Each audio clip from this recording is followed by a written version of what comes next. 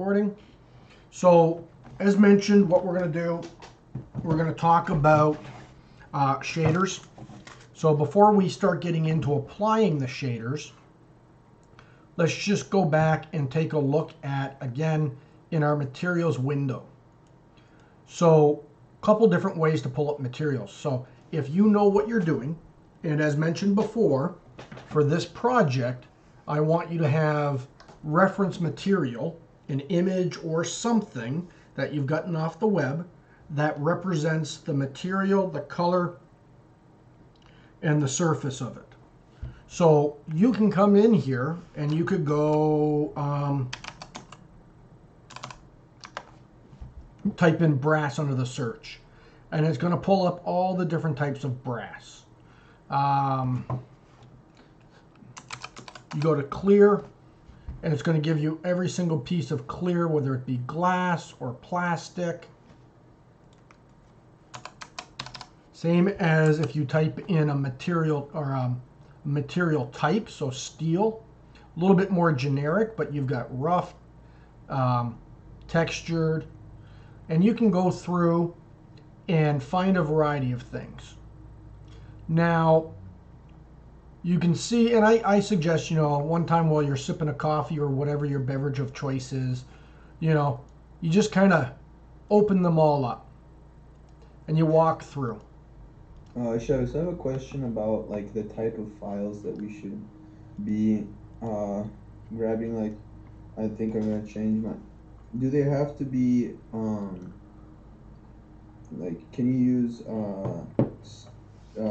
step files? Are you referring to what to bring into Keyshot? Into Keyshot, yeah. Yeah, you can import a variety of objects. So file, import, all formats, but you can bring in step, OBJ. As you can see, a variety of them.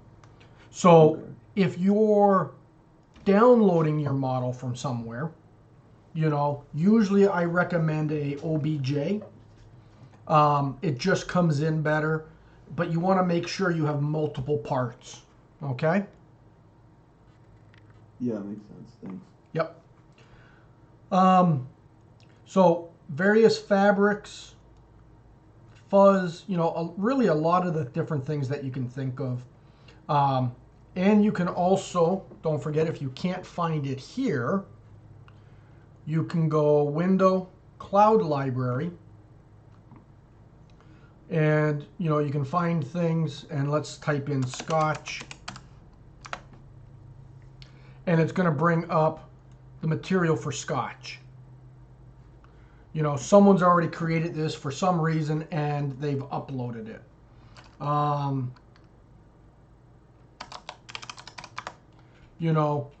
Different things. You could do tire tread. Really, it's just one of those things of, hey, what do I need? Let me first do a little bit of searching. You can also come in and sometimes find ones, and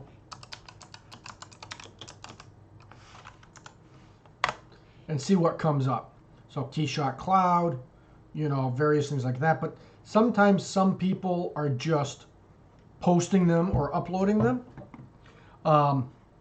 Or you can appropriate them from somewhere. So I don't know, if we look at Discord here, you don't need to know about my gaming. Where are we here? Here we go. I sent a bunch of links. One of them is the Google Drive. So within the Google Drive, I uploaded all my reference files that I've obtained, which I use for figuring out lighting, also to look at different materials and how people have set them up. So if I come in here, let's open up. Yeah, it's going to scan for viruses. It shouldn't be that big.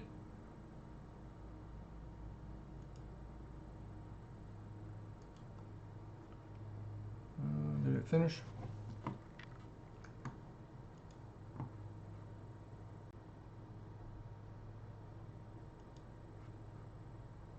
Just give it a second here. So I can come in and say, ooh, how did they do this? And I forget what the type of glass that's called. But I can come in, I can select it and go, okay, so they made it a metal. What else did they do? Oh, okay, so the color is a color gradient, you know, and that's starting from the inside going out. They put a little bit of a bump map on there for scratches, so I can hide that. And without it, it kind of looks a little fake. I can come in and say, okay, I like that. They used a mold texture, so that's a default right out. Did they do any changes or that? You know, and even if it's like, oh, hey, they've got a lot of, I don't like the scratches he did on here, but I shouldn't judge because he's considerably better than me. You know, how did he do this? Okay, so he used a gloss black. He did a bump map. And then, okay, so instead of applying it, he put it on as an opacity. And then it looks like he also created a bump map for the Keyshot logo. So download some of that stuff, play with it. I'm not going to keep it up there indefinitely because it takes up a lot of my drive space. But yeah, so there's a variety of things in there that you can grab. And really, I talked about this with SolidWorks, doing a post-mortem. Go in, look what they've done, see how they've set up the lights, slide things around, you know, the toggle bars to see, oh, this is what this does and that. So make sure you take access of that resource, even if it's just to go through and download a bunch of them. I don't know what your download speeds are, but I would not suggest any of you try to download the entire folder at once. So, okay. Any questions about that? Okay, then let's, oh, you're going to probably see me swat because I've got a fly that I can't get rid of, and it buzzes around my head at the most inopportune time. Okay, so we are going to talk about how SolidWorks applies images to products or to surfaces. There is a much more complex about mapping to normals. We're not going to get into that right now. That would be kind of a elevation of applying materials. We'll get into that at another time. So for most sakes, all models have a base cube shape, cylinder shape, sphere shape, or planar shape. And if we come in and let's say we are going to apply, and we're going to make this simple. Let's go with a plastic. We're just going to go with a clear plastic. Nope. Let's go with hard. And we're going to select the cube. And we're going to drag and drop that. Then let's grab another one. And we'll drag and drop the red. Let's go to this one. We'll drag and drop the green. Then we'll go to this one and we'll drag and drop the white. Okay, so not really anything there because it's just applying a color. If we come in, we can now see what our colors are. Some of the things that I recommend as you're doing 3D modeling, you can get a lot of materials in here. So take the time and you can click on it and just call it cube. It saves it down in here, and then you know exactly what you're applying it to. So then we can come in. Oh.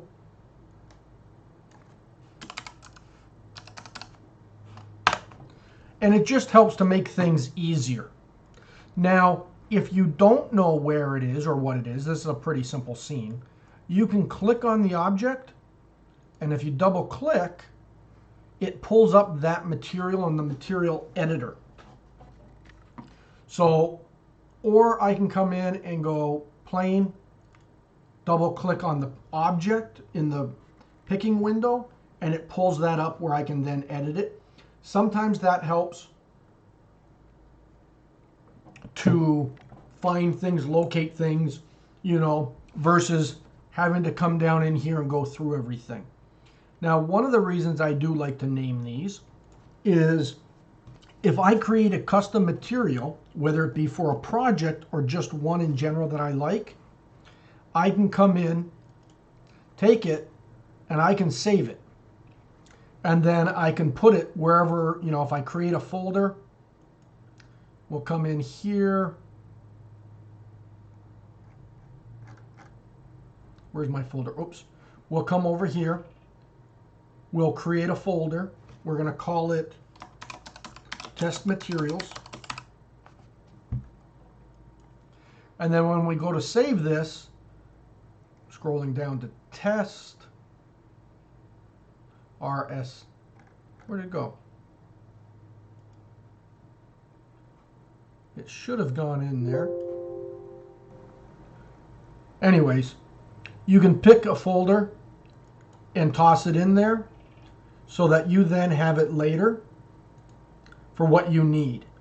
Now, one of the things that I do is a lot of times I will take a material, if I'm doing it for a specific project or a specific company, and let's say we get that powder coat just down perfectly and they love it.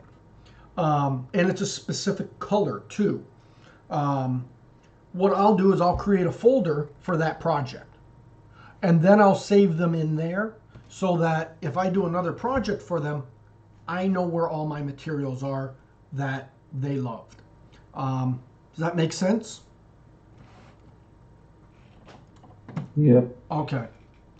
So let's talk about the basics of a material. And for this, we're just going to use the cube here. And if we look at things, we've got a couple things. We have what's called the material graph. What that does is it opens up a window.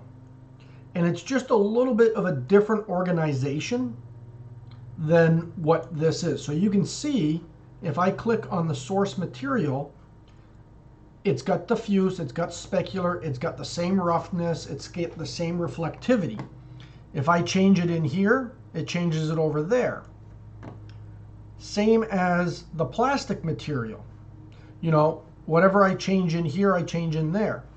Now, the thing is, I can add different materials to this. Same as over here. You can add your materials to that area. What this doesn't let us do is you can get a more detailed thing. So you can dive deeper, and we're not going to go into this too much, but I can come in and I can go, and let's just go utility, no, textures. Let's go with texture map. We're going to double click on that. Hold on one second, that's not what I want. So let's go here. There we go. We're going to go to gradient, let's just say. I can make this the color here. So now it dumps in the gradient, and I can adjust that however I want. But what I can also do is I can get a little bit more control. So let's say I want more specific control of this. I can come down, go to utilities, and I'm going to go to, color to number. So now what's happening is this becomes the translation.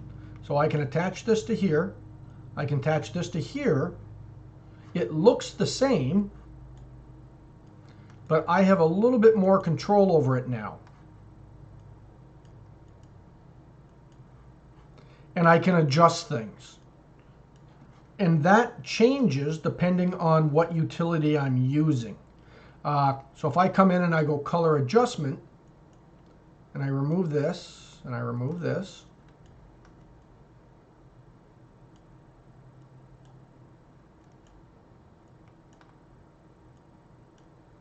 so again, still looks the same, but now I can come in and adjust the colors a little bit.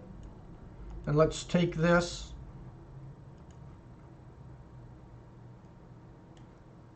and you can see now that I'm adjusting it a little. I don't have the same commands over here. So I've got hue and saturation, but now I can start not only adjusting the hue, but I can start adjusting the contrast between things. So it gives you a little bit more control to fine tune things, much more numerically.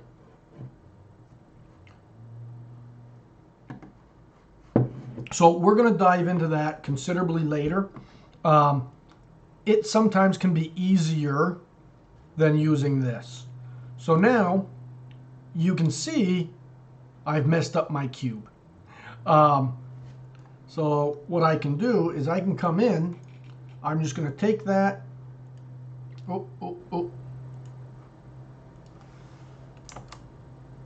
I'm going to go back to where my download is.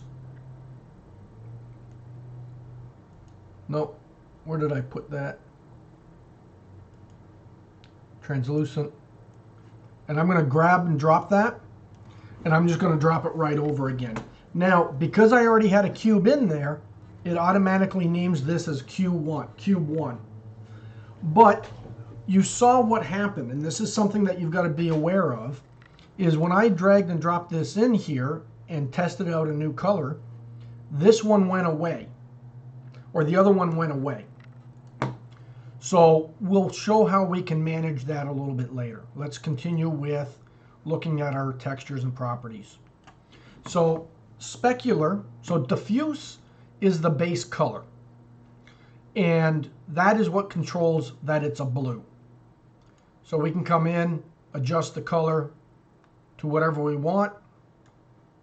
We'll hit cancel. Specular is the highlight. White, blue, green, what is it? So you can control what the highlights look like. And you can kind of see it a little bit there. Let's come up and just turn up the reflectivity first.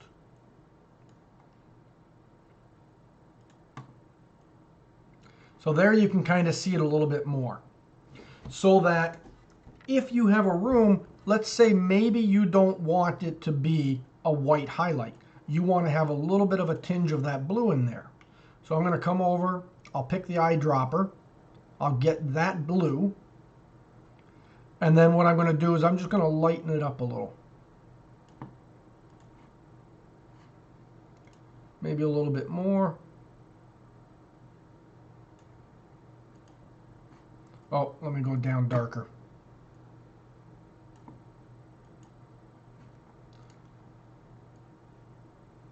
So now you can see it's not as a harsh highlight. You know, so that's kind of one of those things where, you know, when you're doing a marker rendering, you know, you lay down a highlight, but sometimes if you don't want it to be harsh, you use a thicker, softer pencil, or you use transparency, same as you would, you know, in Sketchbook, where you draw the highlight. Well, you don't want it white, you want to see some of the blue, so you just kind of turn down the transparency. So we've got that control. Now, what we can also do, so I dropped on a basic plastic. Up here, it says the type, and it says plastic. Now, a lot of shaders, a lot of people who, you know, modify shaders, they'll start off with plastic. You know, if they're doing a metal thing, instead of using a metal shader, they start off with plastic, and then they manipulate it to get the look they want, because it gives you a little bit more freedom. So what we can do is, instead of this being plastic, we're just going to make it diffuse. So that means there's no specular, it's just a solid color. You know, we can change it into glass, And you can see what it does is it gives us that basic shape or the basic material on there. You know, if I turn on refractive, how much light is going through. And you can pretty much do that for almost any shader you set up. So we can come down and even go with, where's liquid? So we can make it liquid. Now, liquid is a little bit harder when it is just a solid block. So that one we would play with and we would change the background. So let me go in here. Oops. So there you can kind of start seeing I have to turn up the transparency distance, which means how far away do things need to be to turn that up. Now, here's one of the things, and we'll dive into this again more, but you can add other things through that material graph.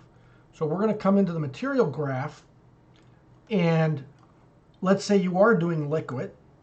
We can go into geometry, and what this means is we're actually going to physically change the geometry. And we're going to put in bubbles because it's liquid, so we want to have those bubbles. Now you can also use these bubbles to make, I like saying bubble, to make droplets on the outside of the object as well. So we're going to come in and we're going to add it to the geometry. If you use any of these, one of the things that you have to be aware of is sometimes for displacement, it doesn't update until after you've done, clicked execute geometry node.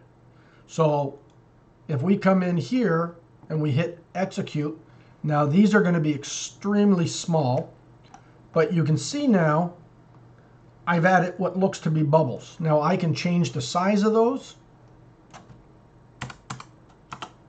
And again, when you're doing materials, until you get to know it, I don't suggest, oh, let me do size variation, let me do, you know, size, let me do density, let me do this. Take it step by step. Okay, look, I just made the sizes bigger.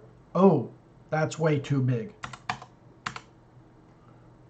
And play with it. Now, again, knowing the size of your object that is in the scene is extremely important to make this easier to do.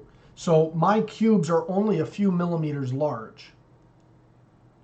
So, hold on. So there I want to make sure I know what size the bubbles are. Now I can come in and let's change the density. And we'll edit that so that there's less bubbles in there. And what we're going to do is we're going to do half of what there was. So let's even go even further and let's just go 5. So you can see here now we've got very small little amounts.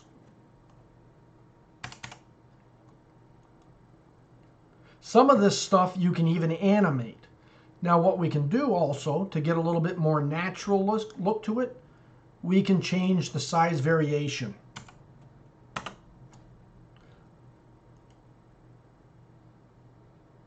So now we're getting something that's a little bit more natural. So it's one of those things you either find tutorials or you just kind of play. So, but you can see if I'm saying that this is water, it's starting to look a little bit better. There's a lot of other things you can do, but I just wanted to show that to you. Also really easy. I can just pull that off. I can pull that. Oh, no, you need to go back there. Let's hit execute geometry node. Even though I pulled it off, we have to turn that off. Now, I can always just simply go back to my plastic. So the material graph gives you other options more so than what happens here. Now, let's talk about roughness and refractive index. So roughness is what You can see here I've got it set to 0.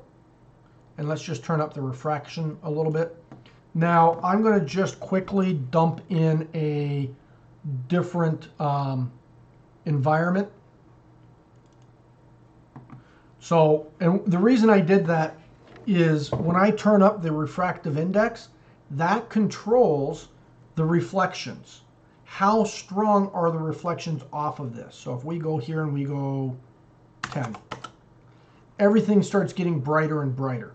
So that's what happens with that. Now, roughness, what it does is it will kind of add a little bit of a texture to the object. And because there's a little bit of a texture, what that means is that the reflections are going to be a little bit blurrier. So it's kind of like doing a Gaussian blur. Does that make sense? Okay, so what we want to do now is we'll just get this back down. You know what, let's just go Control Z so I can get back to my base one. Okay, so next we've got textures. We can add diffuse, specular, bump, and opacity. So this is where if we want to control it via an image. So again, just like in here, we've got diffuse, and then we've got specular as being white. So let's say we want to come in here and we're going to add diffuse, but we want it to be a different color. So we'll double click on this, and we're going to go and find our My Add Shaders, and let's just, we got a preset leather. And we're going to dump on the leather. Now, you can see from a material standpoint, that is very, very bright. Now, I can zoom in, and you can kind of see the texture a little bit. So what we want to then do is we're going to go back to our properties, and this texture overrides that color. But let's just see what happens if we turn down our specular a little bit, or you get it to be a little bit more red. Now, if I look at this, it's not reading as well as I'd like. The texture is not as big as I want.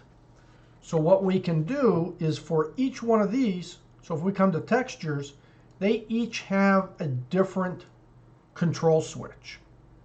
Now, couple things. You can see that here I'm using the red leather or base PNG. Mapping type. This is where we got into the 3 or 4 different shapes. By default, this one came in as a box. And think about it like this. If you make a paper box and you unfold it and then you wrap it around this, it's the same as when you're applying a surface to all 4 or all 6 sides and it's projecting it all at once. If we come in and we go and do a cylinder, you can see where it would normally wrap around and project on the top, it's trying to wrap around here, but then it's projecting on the top, and because it's not a cylinder, it gets a little confused.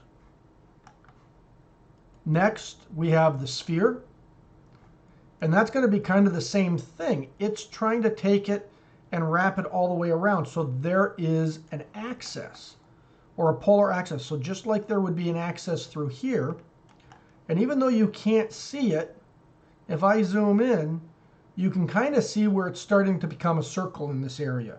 Are you guys able to see that? So, yes. Yep. So what happens is it gets distorted. Same as if I do a planar.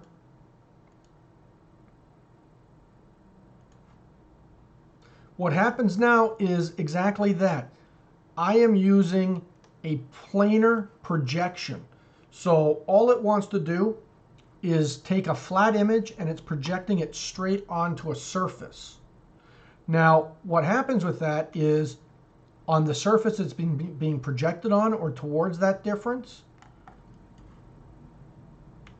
Let me do this. Let me go to translate. So here it's being projected as if it's being shot straight through there. And what it's doing here is as it goes across here, it's just projecting it, but it becomes distorted. Now, let's say we want it the other way. What we have to do is move that projection. And you can see, doesn't matter where I place it, it's projecting in that. I changed it. It was projecting in that direction, but now you can see that I've got it at the side and it's projecting that way. So really what you want to try to do is make sure that your mapping type is basically matches what your object is at the heart of it. And if you have multiple parts, you know, does it fit within a box? Even if it's a curved shape, does it fit in a box?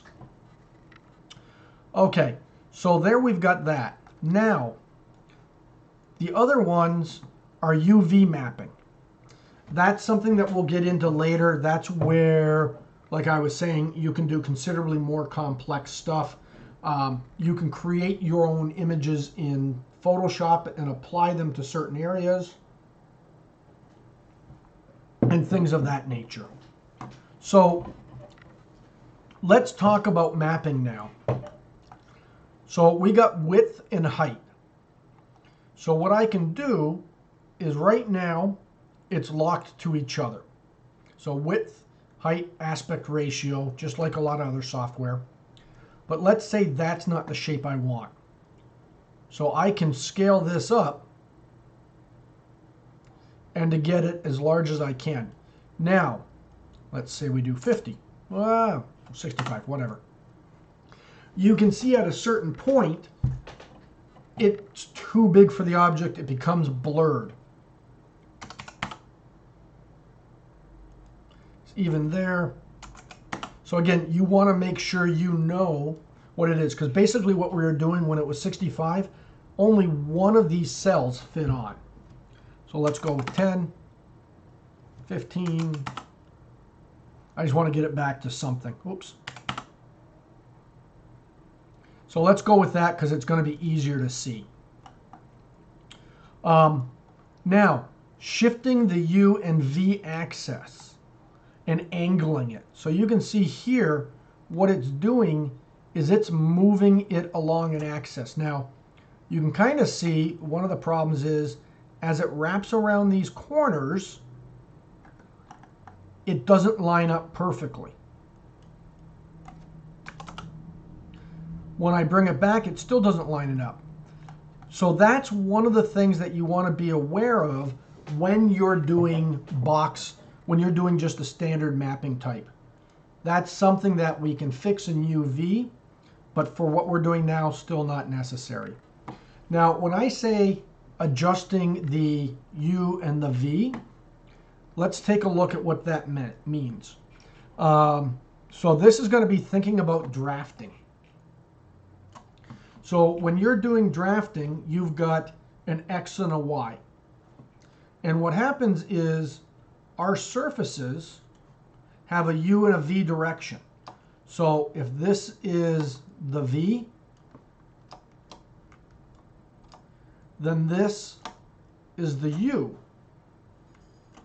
And what that means is when I'm adjusting the U and V, I'm actually moving the graphic this way, or I can scale it. If I'm going to scale it in the V axis, I'm going to squish this. So just as if I was to come to this, go V, and now I'm going to squish it in the V axis. And maybe I want to stretch it in the U axis. That allows you to start manipulating that texture or that image map a little bit more. So if it doesn't quite fit or you want a slightly different than what your image does, there you can adjust that. Let's pull that back down. Okay, so what I want to do too, well, no, you know what? Let's just stick on this for now. The next is we've got our specular. So we can add a specular to that. Now I've already got preset speculars. So I'm going to show you those, but then I'll show you how to make your own speculars as well in Photoshop. Because let's say I don't want this just to be a white specular. So let's just go back to white. And we're going to turn down that. Because that doesn't really read leather to me. So you can see where I was adjusting it in the red, it gets a little bit more flat and not as shiny. So what I can do is, again, white, really shiny, black, not so shiny. I'm going to come in and I'm going to double click. And what I'm going to do is I've chosen a gray for the specular. It's going to lay it over. And you can see now it automatically does that. I can also come in, and if I want to adjust things, let's say that that gray isn't exactly what I want. Well, I don't want to have to go back and forth between this and Photoshop. I can adjust things within the bar. So you can see I'm getting it brighter again. I'm getting the contrast to be different. You know, so you can adjust things within here. Oh, one thing I didn't show you is we have the U and the V manipulation, but then if you want to get a slightly different look or feel, and sometimes I do this so it doesn't just look a flat pattern, you can rotate the U and the V axis. So kind of hard to see, but you can see that the whole thing is rotating. That it works better if we're doing stainless steel or something, and I'll show you that. Now, this is still very flat looking. Well, in order to get it to have some depth, we need to do what's known as bump map. And again, same thing.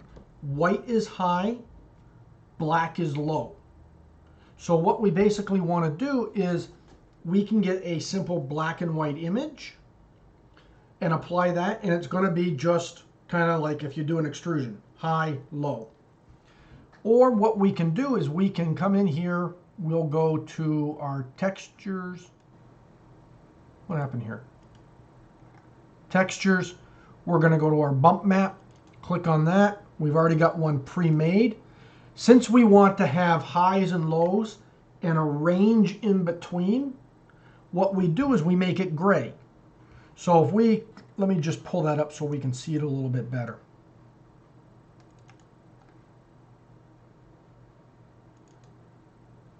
So you can see here, the white areas or the lighter areas are going to be higher. You can see that there's a little bit of color variation. So we're not looking for a whole lot of depth. And then it's also, again, kind of like a Gaussian blur, so it's going to be a smooth transition. And this is what's going to help give it that look and feel. So let's come in. Oh. No, I'm in the wrong folder here. There we go. Now you can kind of see, especially up on top here, where it's starting to get that depth. If I turn that off, can you guys see that when I turn it back on? Okay. Now, this actually does not edit the surface. It doesn't manipulate the surface at all. This is no different than if you wanted to do this where you draw a highlight on one side and a shadow on the other. So that's allowing us to get this bump map. One thing that is really neat, and this is so that you guys know if you're 3D printing stuff, or you know what, let me talk about that in a second. So this map or texture corresponds with the diffuse. It's all linked together. So if I change the width, it changes everything else. Because you don't want to accidentally change the size of the bump map and then the diffuse one isn't the same.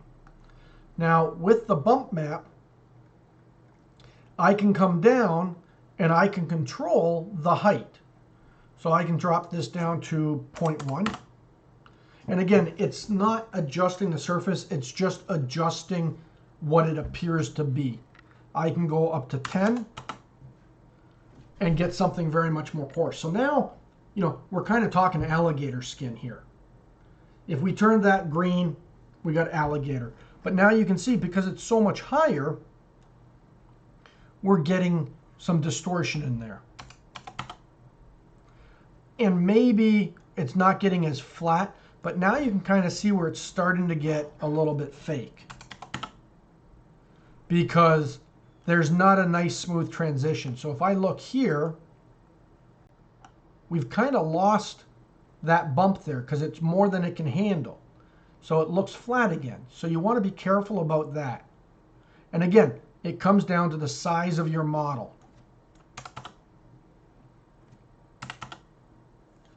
Let's go with a 4. And then that starts giving us that look and feel. Okay.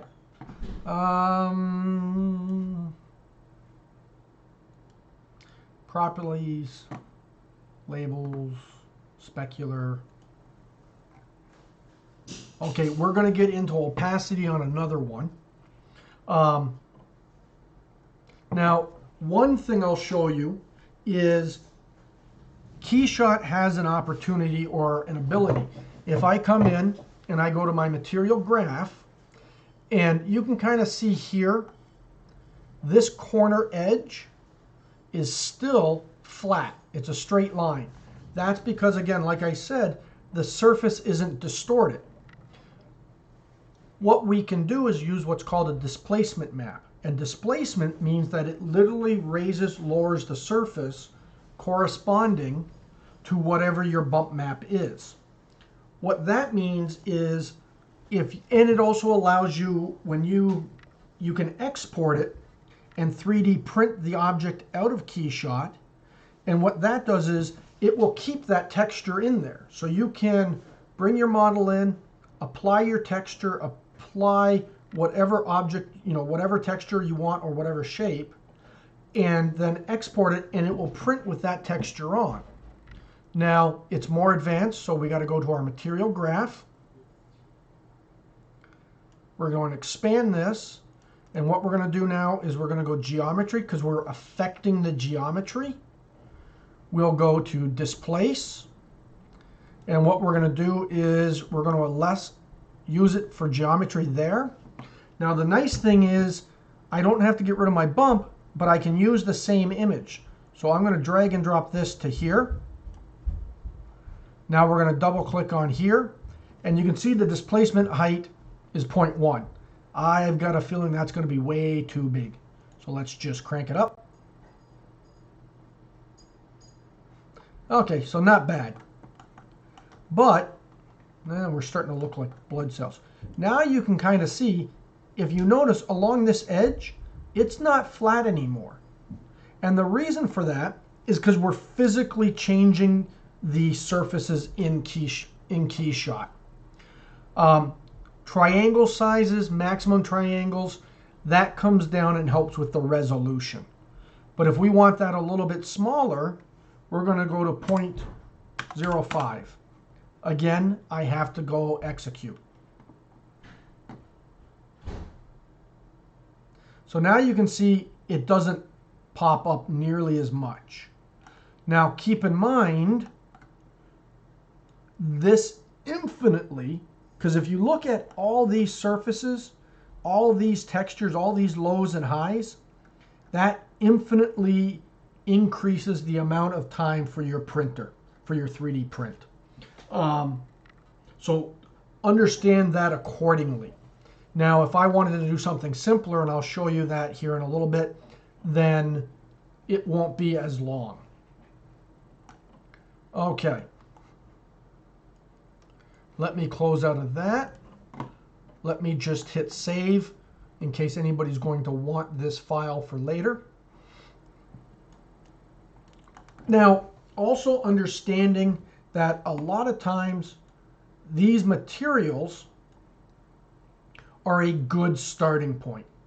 It gives you a base underlay. Now, you saw when we did our first rendering assignment how quick we could do a material and how quick we could get a decent rendering just using what was in here. This, taking this approach and doing this, is something that it now becomes a little bit more detailed or customizable for you. We could even come back here and go to the textures and say, you know what? We don't like that color. I don't necessarily want to change it in here, but I'm going to blend it with another color, which means I'm going to do an overlay. So I can come and say, okay, I'm going to do an overlay of yellow. And I can start getting a different color in there and adjust that. Or I can come back into my material graph, and here's my base color. Well, what I want to do now, and you can see I don't have much color brightness and contrast. So I can come over here, if I take that off the screen, I can adjust the brightness and I can adjust the contrast. But that's all I can really do. If I want to add more, as we kind of showed, I can come in, right click, go to my utilities, and let's go with color adjust. I'm then going to say, here's the color I want, or I want to attach my color to here. And then what I want to do is I want to adjust this to my diffuse. Now you can see when I click this, it's not only just contrast and value, but we can start messing with the hue. And there I can quickly get a variety of colors. Now, one thing I'll show you guys later is I can actually animate a shader so that it would do this in the animation and go through the colors. You can actually also apply a video to a shader as well. And if you don't want it, it's as simple as disconnecting it and then reconnecting it back down, and you've got back to your base. Let me close out of that. So that's kind of this. I want to kind of dive on to a few other textures before I go too far. Any questions about what we've just discussed? Okay, so let's take a look at doing a metal one. So we're going to come in and we're going to take something and we're just going to go with stainless steel, and we want to go with a brush. So I'm going to take this, oops, let's go back to our scene. I'm going to select the object, because you can see if I don't have anything selected and I drag and drop, okay, so that's brushed. I can put it on there. Now you can see exact same thing that we've got going on. Now this is stainless steel brushed, and what we want to do here is we can double click on it, and because it's metal, we're going to have some very different textures and things to do. So we can adjust the color, and we can kind of get a anodized look or feel, however you want to go. Now this one has some pre-prepared textures in it. So here's our bump map, and that's exactly what it is. Someone created this so it looks like the bump or the brushed metal. Now you can kind of see it doesn't look quite right and it's going in the wrong direction. But if we come and we go, oh, okay, our mapping type needs to go onto a cylinder. So now it's going to wrap around a little bit better, but you can see if you zoom in, that brush is really, really, really tiny. So what we're going to do is we're going to go size mapping for that texture. Let's just get it bigger here.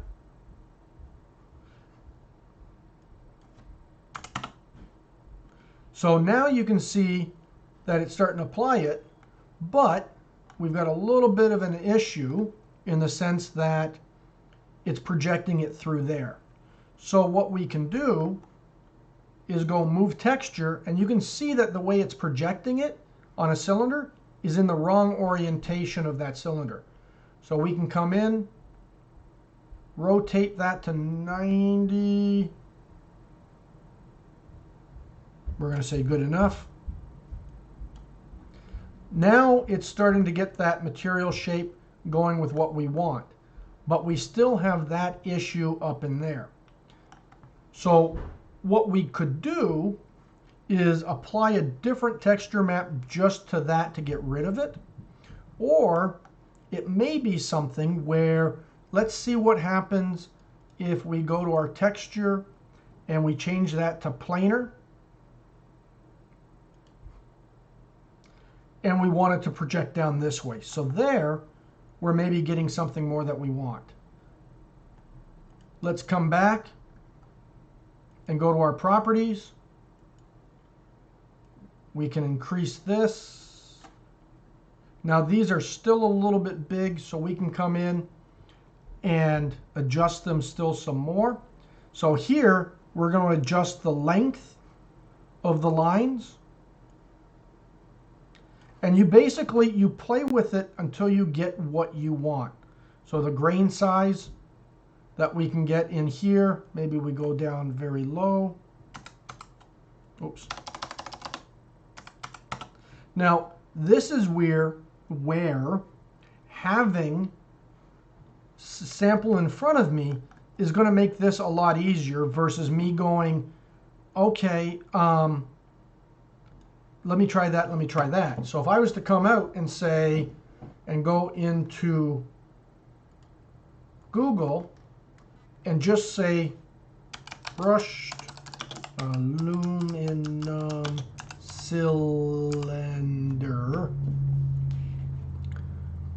I go to images, and you know what? Let me steal this one. Well, that's not a very good job. It didn't show me how big I wanted it. But you can start seeing, oh, well, this is kind of what it looks like. That's what I want, so pre-spec. So you can see before, I'm sitting there trying to adjust it when it was already what I wanted. You know, there it is there. Well, maybe it's, I want something more like that, so, oh, hold on. Let's download that image.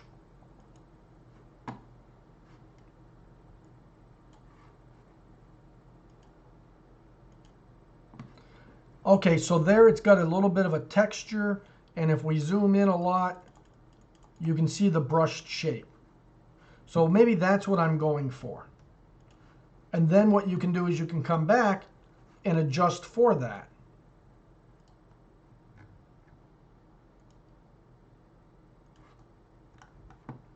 And go, okay, well, I need this height to be lower. So there now I'm starting to get, or sorry, that width and length, I'm starting to get that finer detail in there. I'm also starting to get that reflection that I want, where it's a little bit softer, it's not 100% shiny. So what I can also do is come in and say, you know what? Why is it not letting me change that? I can also come in and move things. So this is our bump map. I could come in and go, okay, let me, where's my bump? I'm not seeing my bump, so we won't worry about that. But you can come in, you can see that we can adjust the grain size. So there, it's getting a little bit more blurry. The grain is a little bit bigger. And sometimes what I'll do is I'll just really crank it up to see what it's doing. You can kind of see here that grain is getting really, really large. It's losing that stripe. Now that's a little bit more what we want. So now you can see that we've kind of started to get the shape that we are looking for. Before we move on, this would be a good time for a break if everybody wants one. Yeah, that sounds good. Okay. good. Start recording.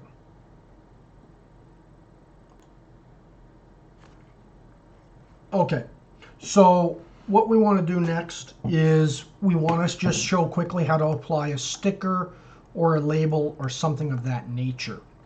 So for this, I'm just going to simply use, or you know what, doesn't matter what I use. I'm going to use the sphere. So what I'm going to do is I'm going to come in and I'm going to go back to my material. Instead of trying to sort through it, I'm just going to double click on the object and it pulls it up. Now, what we've got is we've got the plastic. We're not adding any textures or anything. We're not adding any bump or opacity at this point. But what we're going to do is we're going to go to labels. And what we can do is we'll add a label. And right off the bat, it wants to try to find, okay, where are you going with it? So we're going to take the MyAd logo. We're going to open it up. And you can see what it does is it projects it right on. And this is a planar one, so it's trying to go all the way through. I could take this and scale it. So let's just go move texture. Oop, nope, move texture. We're going to go to translate. Oh, no. So we're going to get it to be a little bit lower, smaller. Now it's planar, so what it still does is projects it all the way through. So that's not necessarily what we want. We only want it on one side. But like everything else, you start getting some very similar things. So we can adjust the width, the height, the angle to position it. We can adjust the location if we come up with the move. Now again, this one is a little bit harder because in order to push it on, you can see how it's actually right now completely off. So if I wanted to move to this side, then I would have to rotate that label as well. But we can also turn off, hold on. Where's my normals to turn off that? Normally what you can do, and I don't know if I'm confused with a different software, is to change it so it can only be projected through one. So we won't worry about that right now. So right now it's not fitting on there. It would fit perfectly on the flat one and we would not have to worry about any distortion. So if we come back and we go to scroll up, we go to our mapping type and we go to a sphere. Now let's scale it down because it's way too big still.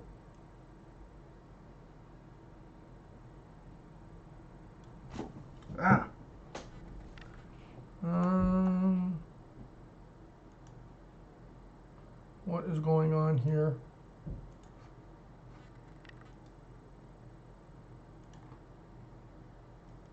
I'm not quite sure why it's being distorted like that.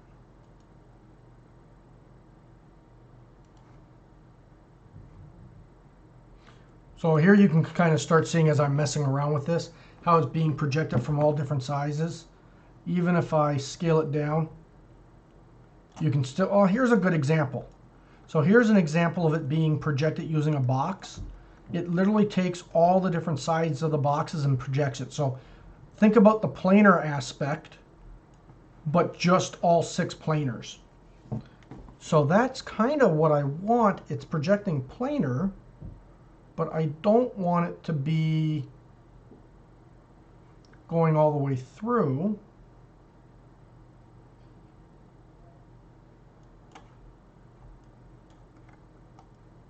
And you can also, oh, there we go.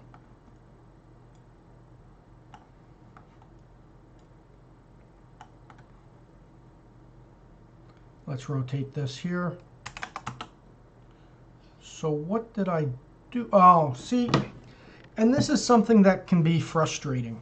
So you saw earlier how I clicked on two-sided to turn it off. Well, it didn't actually turn on. So two-sided means that it projects it all the way through the surface. If I turn off two-sided, let's see if it does it this time. There we go. Now it's only projecting it onto that face. It doesn't project it all the way through to the other side. Now, if we look at this, and it's still not going to make a difference, I don't think, if I come in and I do it as a sphere. It's still going to give me that weird wraparound, which I don't want.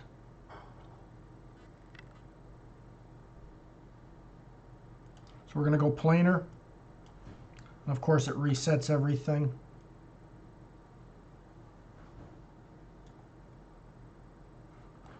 What we're going to do is we're going to come in and we're going to move the texture.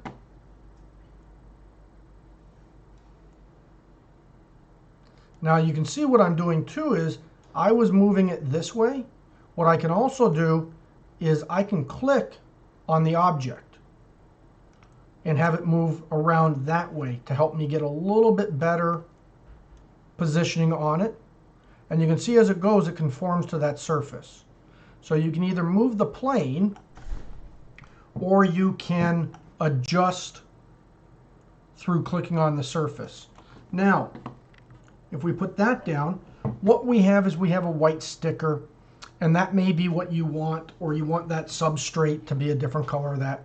So this is where it comes into Photoshop, because what we can do is we've got the label, and what we're going to do is we're going to come back and we're going to take that and we're going to hold the control or the shift key down and we're going to drag it over to opacity. Now you can see again, white is solid, black, or as you get towards black, is transparent. So what we can do now is we've got the texture map, the opacity mode is color. We can inverse the color.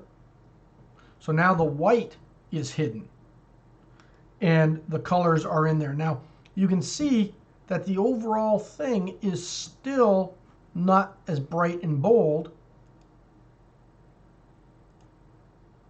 Oh, where'd it go now?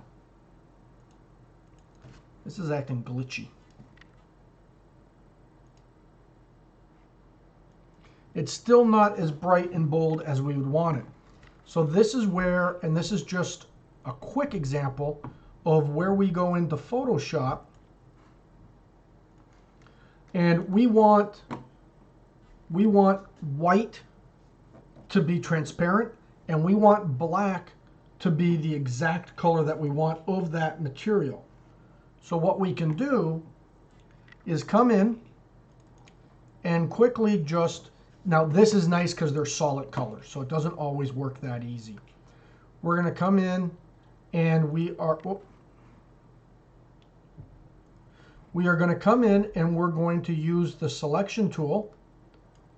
And that's the lasso. Where is my magic wand? Does anybody remember where the magic wand is?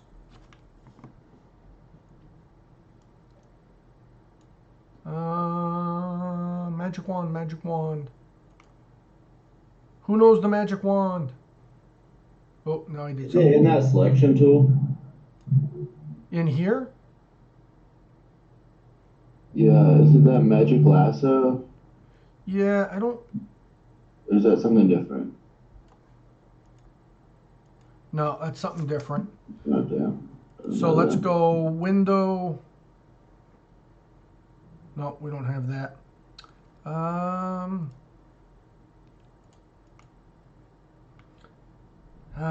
I don't use Photoshop nearly as much as I used to. So what we're going to do is we're just going to go the old school way and click on everything until we find the one that we want. And you know what? It's going to be easier just to do this. So I don't need to select it because I think I can just, because it's closed off. So we're just going to do it that way. So here, what we've got is black is going to be opaque. White is going to be transparent. That's how it works. So let's just go and we'll hit save as. And again, it could be a JPEG, it could be a PNG, whatever you want it. Usually I name them. Let's hit save, whatever. Now what we can do is we can come back in and we're going to select this again, but we're going to come in and get the black and white.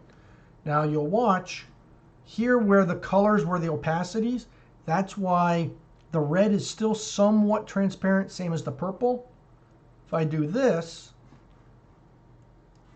but I then invert the colors, oh shoot, because I dragged and dropped that, the two are linked. So let me do, are they going to remain linked?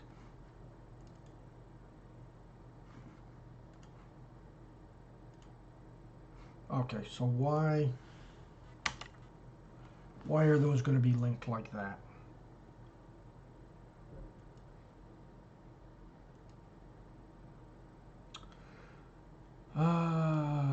That shouldn't be happening that they're linked.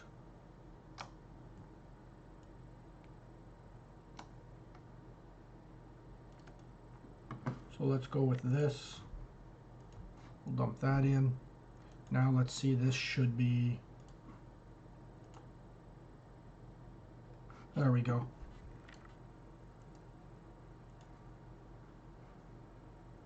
Then what we've got, it's inversed, because I think I inversed that earlier. So now you can see that we've got those vibrant colors. But you can also see that we didn't quite get in exactly tight because we were just using the fill tool. It's not necessarily perfect. That's why, you know, selecting things by color or getting that clipping mask perfect. And that's kind of working with it in Photoshop. So we're not too worried about that. Now, this is a perfectly smooth object. So that's awesome because the sticker's perfectly smooth. But if we come over here, so let's turn off this label and we're going to come into our material adjustments. And what we're going to do is we're going to add a texture. We're going to go in, we're going to add a bump map, and we can grab pre-select bump maps. So we're going to come in and we're going to do, let's find a good one. We're going to do cellular so that you can kind of see it almost looks like the leather, except it's bumped up and low. Now, what we can do is if we come back to our labels, because if you apply a label to this, unless it is a hard label with a recess, it's not going to truly look like this. That's where all of a sudden it looks really, really fake. But what we can do is we can come in and let me find it here. Plastic, no. I can actually, what I'm looking for is the command that allows it to show through the texture.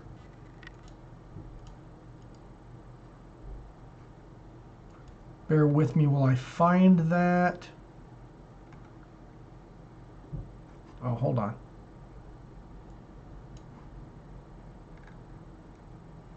Contrast blend, two-sided, flip horizontal, there's that. Scale mode, scene, size, model, part, mapping type. Huh. Why am I not getting that to show up?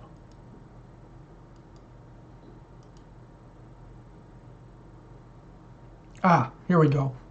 Apply bumps to label. So it's not actually editing the label. It's in textures. And what we're going to do is we're going to apply those bumps to that label.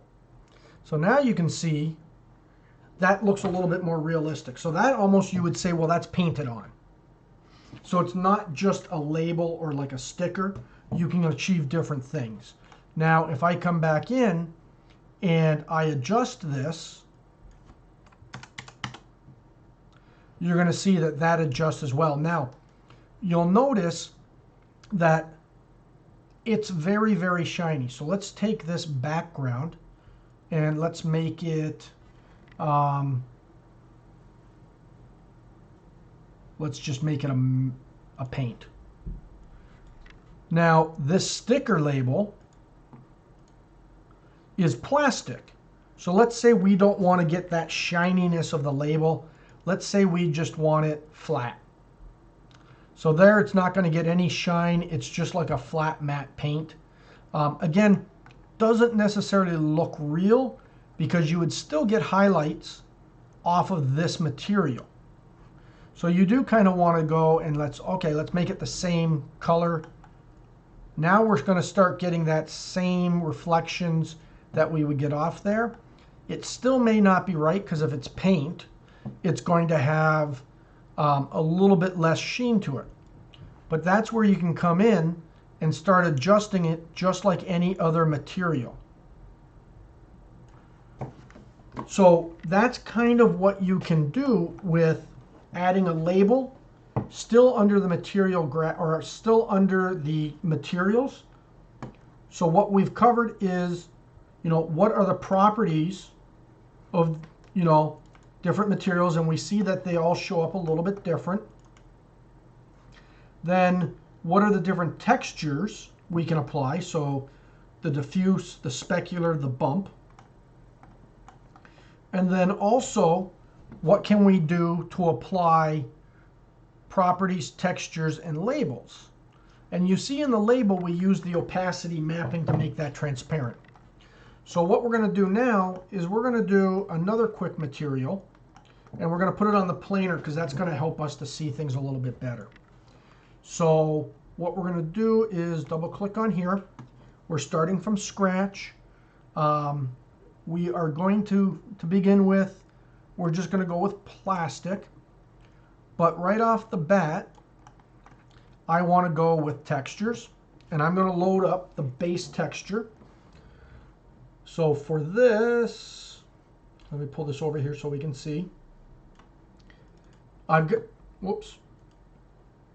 a leather. So here's my base image that I'm going to use. And we can use an actual box on this because it's a planer. But get in the habit, of just projecting it as planar. So you can kind of see how it projects a little bit different, but we can easily rotate that to however we want. So now what we've got is our base look and feel to it. Well, let's go in, we'll add in our bump map. I'm going to go with leather rough. So you can kind of see now I'm getting a little bit of depth in here. The stitching looks like stitching, but it's not really necessarily all that good. But you can see around the holes, it starts looking a little bit more realistic.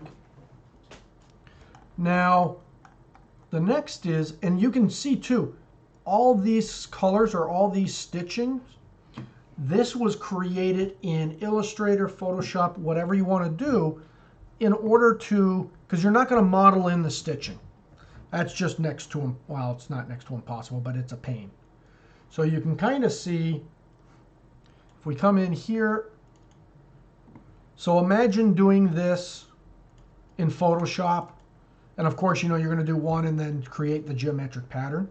This is where you're really starting to get what you want. So if you're designing something and you want custom textures on it, this is where you're starting to create your own textures. Now, we talked about opacity. So just like we did with the sticker, we made part of it clear and part of it opaque. Well, we can do the exact same thing, again, with a black and white image that shows contrast, because what we want this to be is we want it to be a perforated hole. So we're going to come in and say, okay, let's get our opacity. Let me actually show that image. And it's exactly that. It's black and white. So the black is what we want to be 100% transparent. You can see that there's even a little transparency in here because we want to have the stitch going through to look transparent. So what we can now do, is come over, and we don't want to just use the same bump map because it's going to look weird, or the same opacity because it's not black and white. So here we're going to come in, we'll grab that opacity of the leather. What happened here?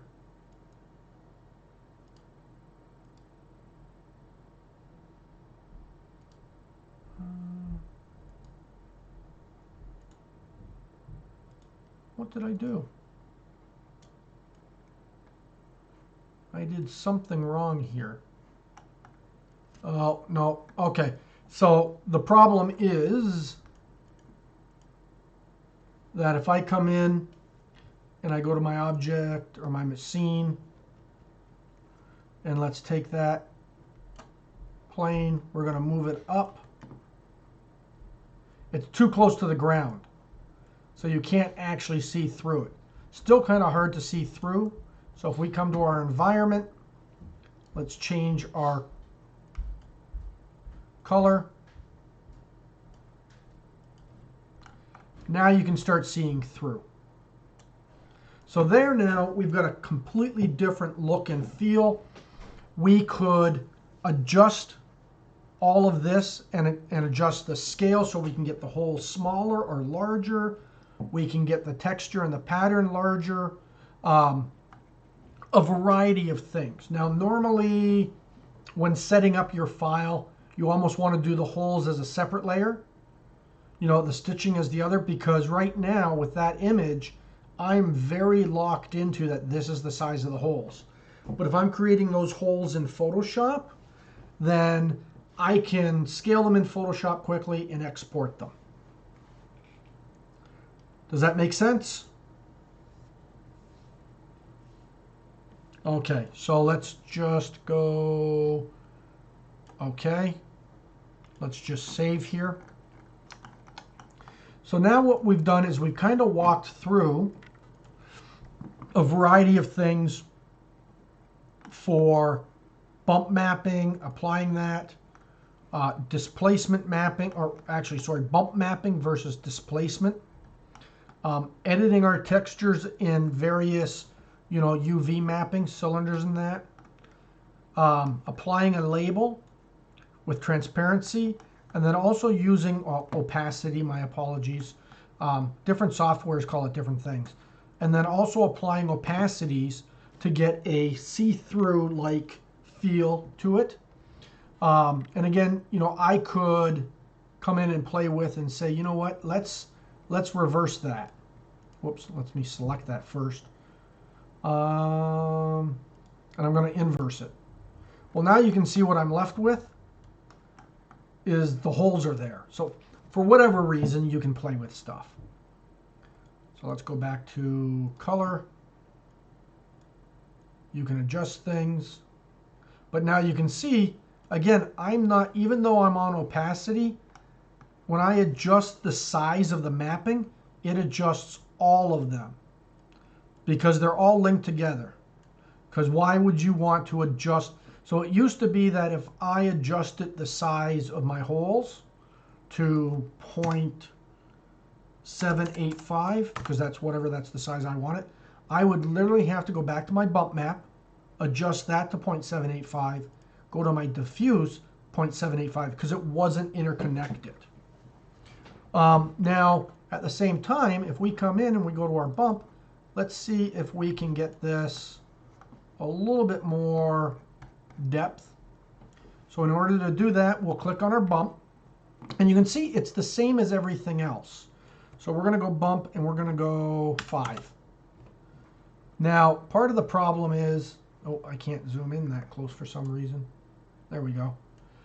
You're starting to get that weird texture that's in the material that is only supposed to be a light ripple. So this again is where you play with it and say, okay, what do I want it to look like?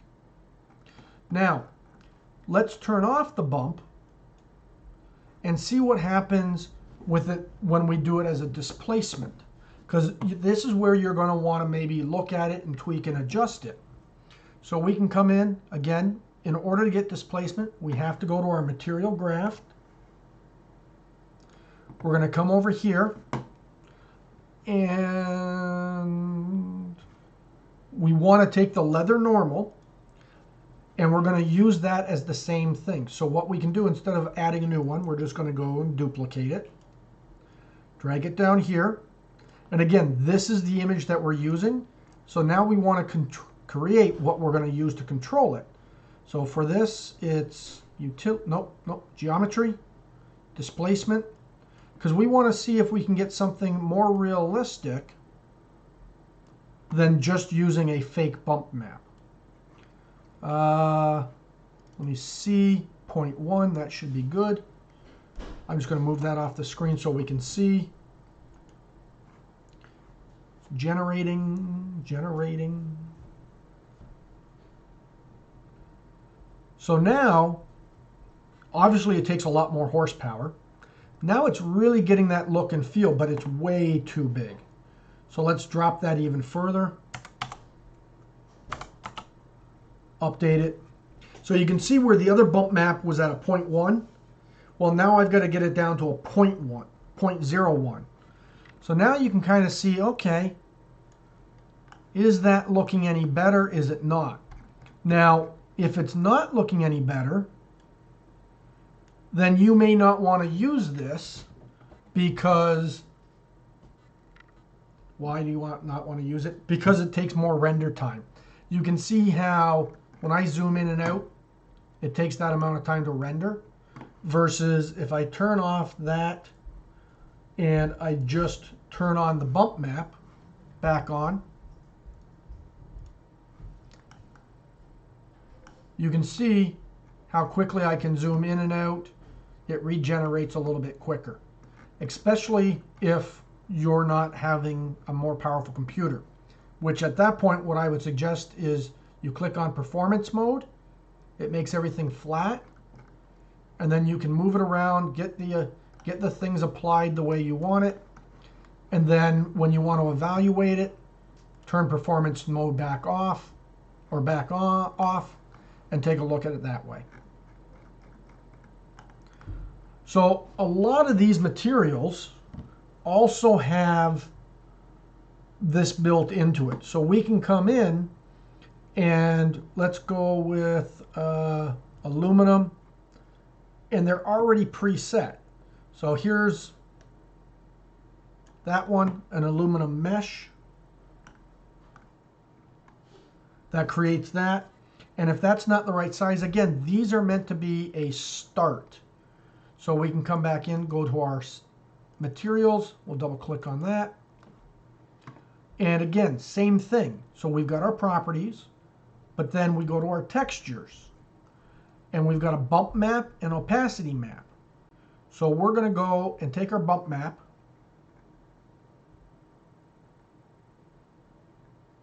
Where is, oh, we can do variation in there. Okay, nice. Oh, we don't want to shift. I want to increase the size.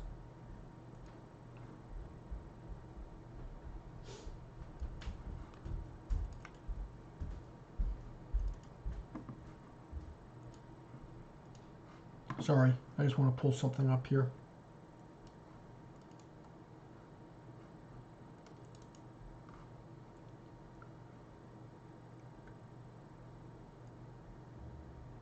Oh, oh, oh.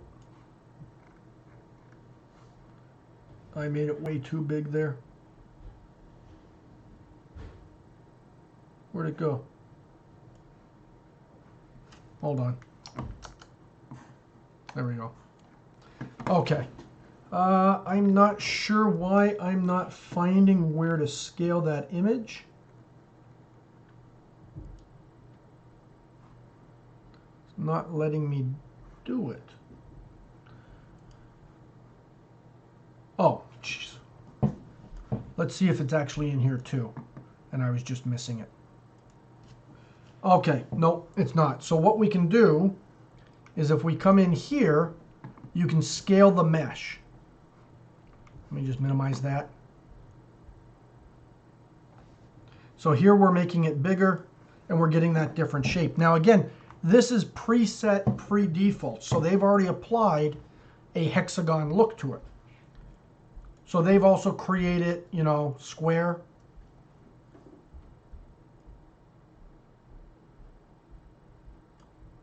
They've created circles. So you can already use the defaults. You don't have to recreate anything.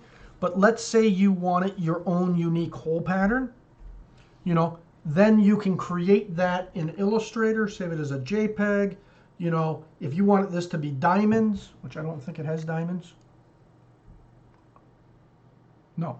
So you could create that as diamonds or various other things. So now we're starting to talk about how we can make mesh in that. And again, each one, there's a whole bunch of them already in here.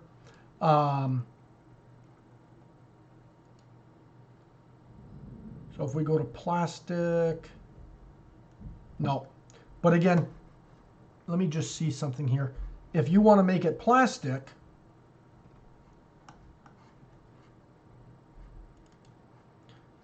oh, I got to get out of this.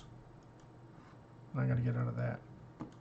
So let's just find where they've stored that. I'm not seeing where it's stored. Okay. So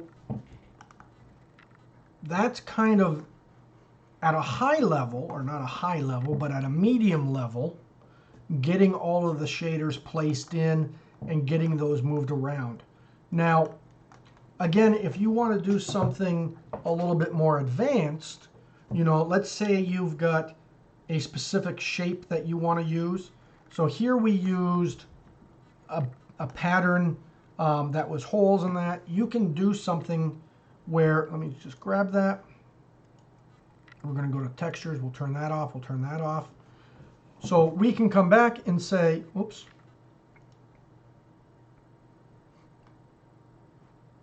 I'm not sure why it's still showing something there. So we can come back and say, you know what, let's go, we want a plastic piece. We're going to go shiny. We'll go green again. We're going to dump that on there. I'm not sure what's going on and why that's still showing up.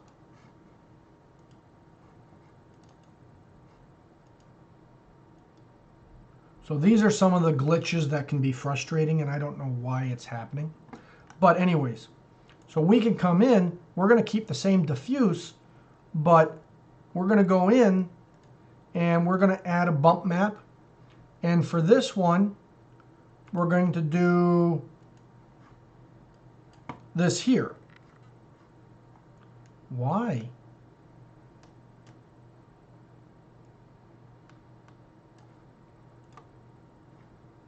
Oh, hold on. Huh. I'm not sure why it's doing that. Let's come back in. We're going to go to our models. Let's just try to drag and drop a new sphere in. We'll scale that up.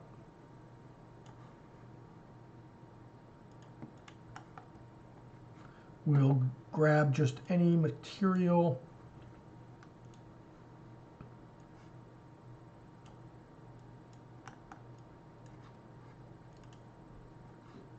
Okay, so now let's try this. We're going to go to texture. We're going to add the bump. We're going to take this one here. And now you can see what we're getting. Now, what I did also is I took this pattern here, which is all gray and white, and you can see how it comes all the way to the edges. Well, what I did was I wanted it to smooth out in a specific area. Because if I come in and I say, well, you know what? Let me scale that down.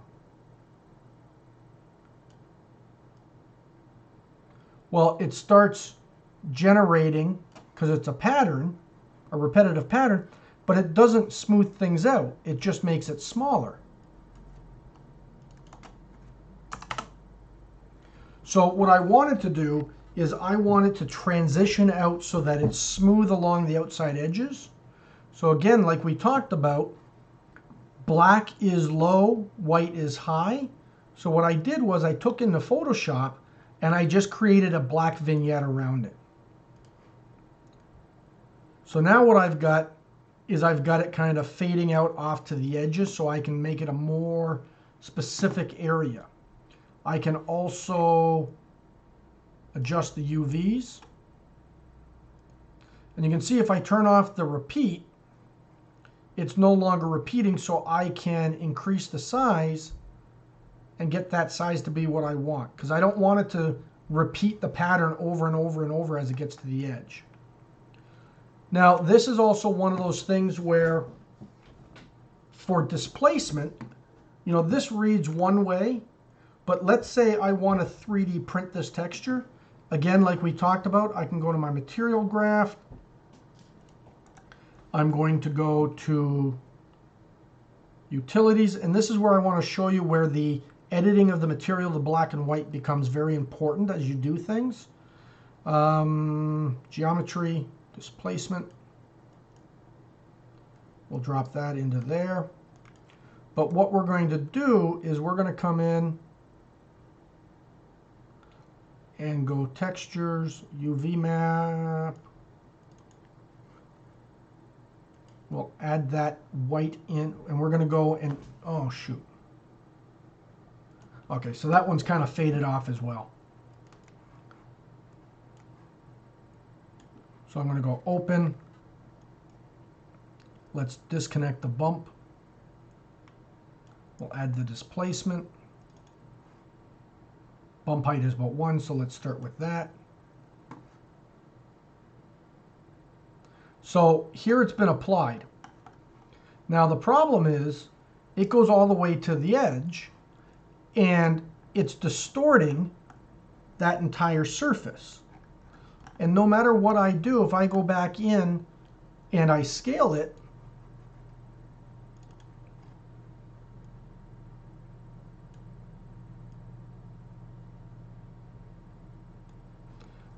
let me just hit execute.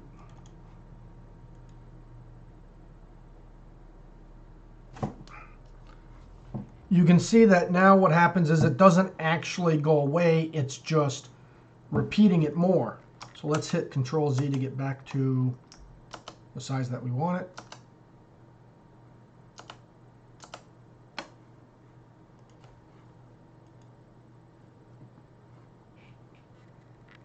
So now if I take this and I drop it down to the displacement map, because it's no longer going fully to the edge, and I'm telling, hey, I want this to smooth out before the end, it does. Now I can also come in and say that's too high, because you can see how it's very distorted. And that's more what I'm looking for. Let's just turn that off. Having a hard time zooming around today. Now, again, if you were to 3D print this, now I've got it just in a specific area, or I can now control it where if I'm putting this onto an object, that I can make it just localized and smooth out. So I don't have to just take a standard image and apply it and then go, well, that's what it is. Okay, so another time we'll go over glass because there is some things about that we want to pay attention to. Keeping in mind too that your environment is going to drastically change how these things look. For example, you know, these are the base materials, but if I change my environment, it affects not the actual material characteristics, but it affects what's happening. So this here, you know, when you see faucets in an article, or not an article, let me go to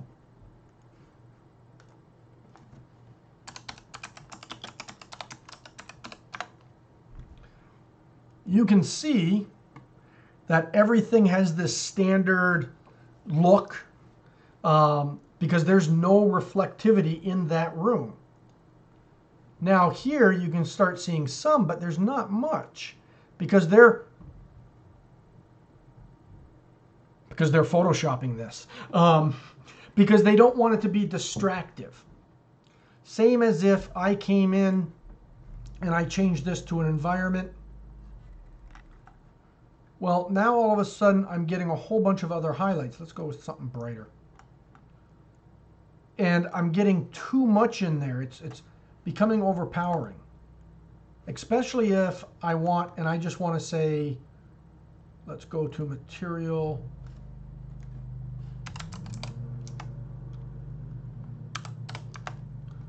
And I actually just want polished.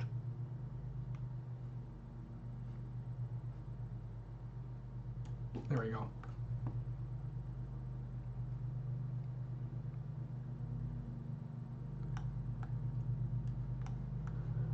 What the heck?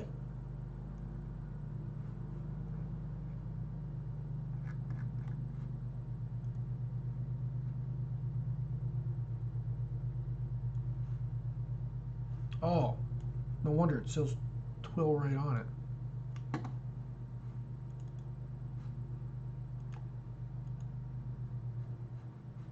Huh.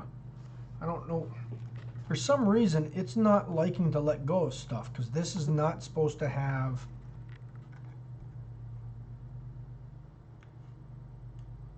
to be see-through.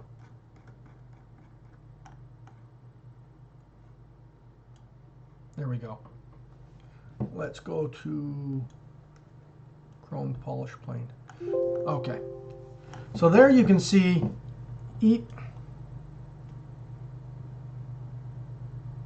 what is going on.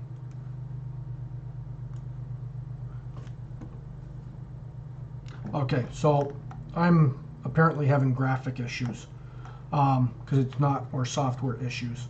Because you saw for a second there how much it was reflective. So that's why, you know, your environment controls your textures as well. So let me just, I'm going to go Control Z to get a few of the things back here so that I can save it at its normal point. Okay, so let's just save this. Okay, so that's pretty much what I wanted to cover for today. There's a whole bunch of other things such as wood grains and different materials like that, but it's the exact same approach. If you're using a wood grain, you're going to have highs and lows. So you're going to apply a bump map. You're going to apply it with a black and white or a color variation if you want it to be, you know, not just low and high. So we have 15 minutes left. Questions?